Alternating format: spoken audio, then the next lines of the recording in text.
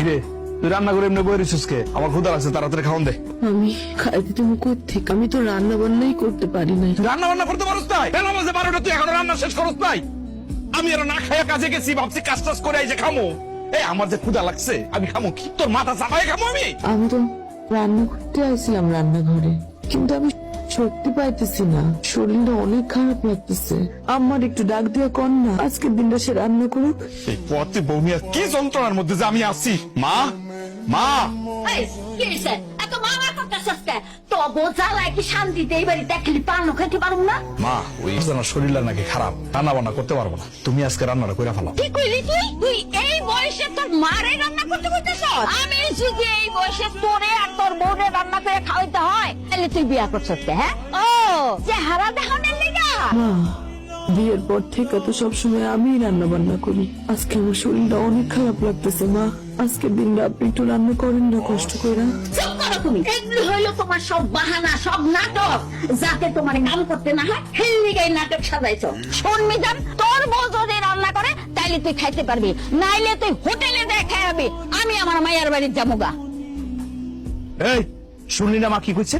এখন রান্না বান্না করবি নাকি আমি হোটেলে গিয়ে খাই আসবো? না, আপনি হোটেলে যাওয়া লাগবে না। হোটেলে খাইলে তো আবার আপনার শরীর খারাপ হয়। আমি পারুম, আমার যতই কষ্ট হোক আমি রান্নাটা করতে পারুম। আপনি গোসল করে আসেন, আমি রান্না করতেছি। ঠিক আছে, তাড়াতাড়ি কর, আমার কিন্তু ক্ষুধা সহ্য হয় না বেশিক্ষণ।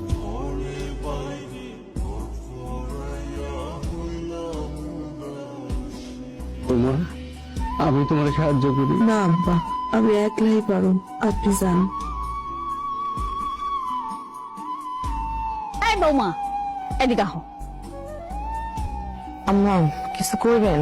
দিন রাত খালি উঠান ঝাড়ু দিলেই চলবো? হ্যাঁ, আর অন্য কোনো কাম নাই?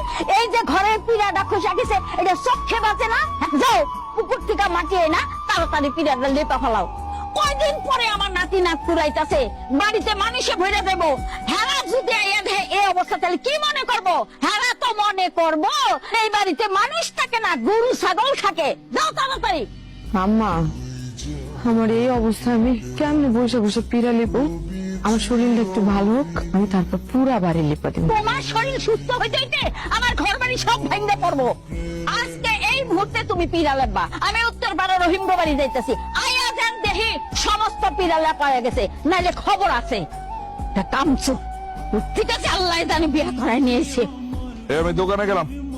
শোনেন না, আমায় কইলো পিড়াটা একটু লেপা দিতে। আপনি একটু আমার পুকুর থেকে কাদামাটি এনে দিবেন? আমার এই শরীর নিয়ে তো আর আমি কাদামাটি আনতে পুকুরে যাইতে পারবো না। বাহ বাহ বাহ, ভালো লাগছে রে, তোর কথাটা আমার ভালো লাগছে। তার মানে তুই কইতেছাস ঘরের কাজও আমি করবো, বাইরের কাজও আমি করবো না? তাহলে তুই কি করবি? তুই এক কাজ কর, ঘরে যা, গিয়া নাকে তেল দিয়া শুয়ে আমি পুকুরে যাই, গিয়ে কামড়া দাই না, ঘরটা আমি লিপে দিই। হ্যাঁ, এত সুখ সংসার করে, এত সুখ না? যা, তোর কাজটা তুই কর, আমার কাজটা আমার করতে দে। কে গো পুকুর ঘাটে? হে আল্লাহ, ভাবি এই শরীর নিয়ে আপনি পুকুর ঘাটাইছেন কেন? আর করো না বোন, বাড়ির পিড়াটা সামান্য একটু ফাইটা গেছে। শাশুড়ি করলো এই পিড়া এখন লেপা দাও। কি করো? পিড়া লেপার জন্য কাদামাটি নিতে আসছি পুকুরে। তার শাশুড়ি কি মানুষ নাকি অমানুষ?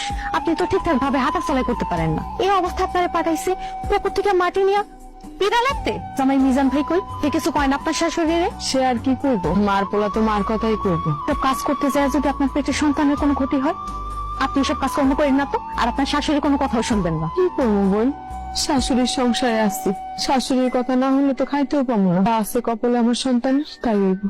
যাইতেই রইলে আবার সে চিল্লা পাল্লা শুরু করে দিব। একটু ধরবা?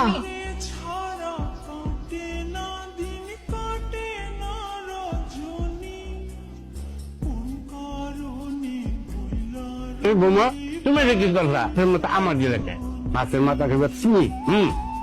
এই নাও মাছের মাথা, আজকে তুমি খাইবা, খাও। এটা তুমি কি কো? বৌমা কেন মাছের মাথা খাইবো? মাছের মাথা খাইয়া নতুন করে শরীরে আসক্তি বাড়ানো লাগবে না। আমার পোলাটা সারাদিন বাইরে বাইরে খাটে, বৌমার মাছের মাথা খাওয়ানোর দরকার নাই। বৌমার প্লেটের থেকে মাছের মাথাটা নিয়ে তুই খা। এই হলো আমার মা, আমার কলিজার মা। আমার মায় বুঝে যে আমি মাছের মাথাটা পছন্দ। আম্মা, তুমি যেহেতু কইছো মাছের মাথাটা আমি খাইতে, তাহলে আমি খাই।